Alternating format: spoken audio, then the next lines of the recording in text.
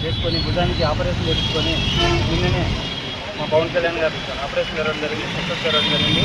దాని కారణంగా ఈరోజు నారాయణ వెంకటేశ్వర స్వామి దగ్గర అర్చన చేయించి ఆయన ఎప్పటికప్పుడు ఆయన పిల్లలందరూ ఎల్లప్పుడూ ఆరోగ్యంగా ఉండాలని ఆ స్వామి వారిని చేసుకొని అర్చన చేయడం జరిగింది. దాని తర్వాత మెయిన్ నిరసనగా ఈరోజు మన ఇండియాలో భారతదేశంలో ఉగ్రవాదుల నడుస్తుంది. ఆ ఉగ్రవాదులు ఎవరో కాదు, ఈ జడా శ్రావణ్ అనేవాడు, ఈ రావణ్ అలియాస్ జోసెఫ్ అనేవాడు, ఈ ప్రకాష్ రాజు. వీళ్ళు మతాలలో కులాలలో పిచ్చిపెట్టి ప్రజలను నాశనం చేయడానికి రెడీ అయినారు. వీళ్ళ వెనుక ఉన్నటువంటి ఒక గొడ్డలి పార్టీ వీళ్ళకు పార్టీ ఫండింగ్ ఇస్తూ వీళ్ళను రెచ్చగొడుతూ వీళ్ళను చేస్తుంది.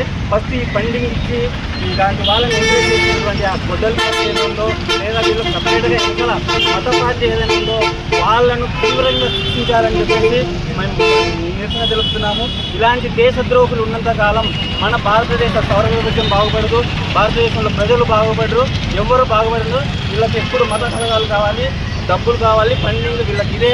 దీని వెనకాల ఉన్నటువంటి గొడ్డలి పార్టీ ఎప్పుడైతే దీనికి 11 సీట్లు వచ్చి ప్రజలు కూడా కూర్చోబెట్టిన వీళ్ళకి బుద్ధి రాలేదు. బుద్ధి రాకుండా ఈ మతహలకాలు ఈ ప్రజల్లో ఎలా చిక్కి పెట్టాలి, మతాలు ఎలా చిక్కి పెట్టాలి, వీళ్ళ తెల్లవారితే మొత్తం ఇదే. ప్రజలు 11 సీట్లకు 2 అని చెప్పేసి మూసి కూర్చోబెట్టినారు. అయినా కొంచెం కూడా ఇంగిత జ్ఞానం లేదు. ఏమి చేయాలో తేలక మైకం మరచి మైండ్ దుబ్బి ఇలాంటి తీవ్రవాదులను ఎంకరేజ్ చేస్తున్నారు. వీళ్ళను యూఏఏ చట్టం కింద